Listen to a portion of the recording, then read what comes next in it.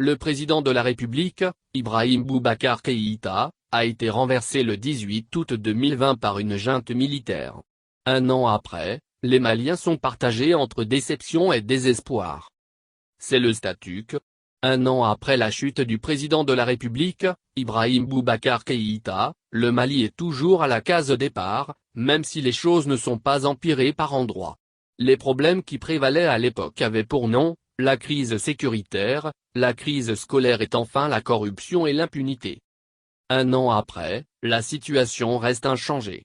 La crise sécuritaire s'est même aggravée, en atteste le massacre commis dans 04 villages dans le cercle d'Ansongo. Les enseignants sont de nouveau en grève. Après une période d'accalmie, la corruption et l'impunité demeurent. Attendu sur ce point, force est de constater que rien n'a été entrepris par les nouveaux gouvernants. Le premier gouvernement de l'après-IBK, composé de ministres stagiaires, malgré sa volonté, était très limité pour gérer les affaires d'un pays en crise. Le second issu du coup d'État de mai 2021 est plus préoccupé par la prolongation de son bail à la cité ministérielle qu'autre chose. Ce qui fait qu'aucun acte, tendant à faire sortir le pays de la crise, n'a été posé.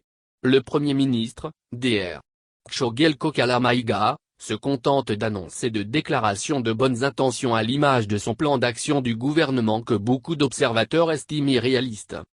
Résultat des courses, la transition patine et la gestion des problèmes du pays est remise au calendes grec.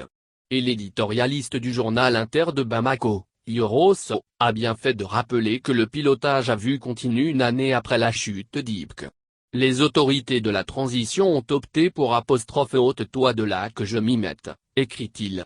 Ce qui est d'ailleurs peu dire. En vérité, les gouvernants actuels du pays font du IBK sans IBK. Puisque les pratiques décriées par les Maliens continuent de plus belle. Au lieu de faire face aux vrais problèmes de la nation, les gouvernants, avec comme chef de file, le Premier ministre, sont dans la communication politique. C'est ce qui explique le port de la tenue militaire par le Premier ministre dans la région de Ségou, le week-end dernier. Ce comportement de Choguel Maïga n'est ni plus ni moins que de la propagande et du populisme. Les militaires s'en fichent éperdument que le chef du gouvernement porte le treillis ou pas, ils ont besoin qu'on les mette dans les conditions adéquates afin de faire face à leur mission régalienne. Un point, c'est tout. Un an après la chute d'IBK, le problème reste entier. Et puis, l'on n'entrevoit aucune perspective de sortie de crise. Le bilan de la transition reste insuffisant à bien des égards. Il urge alors pour les gouvernants de se mettre immédiatement au travail afin de faire face aux préoccupations de la population.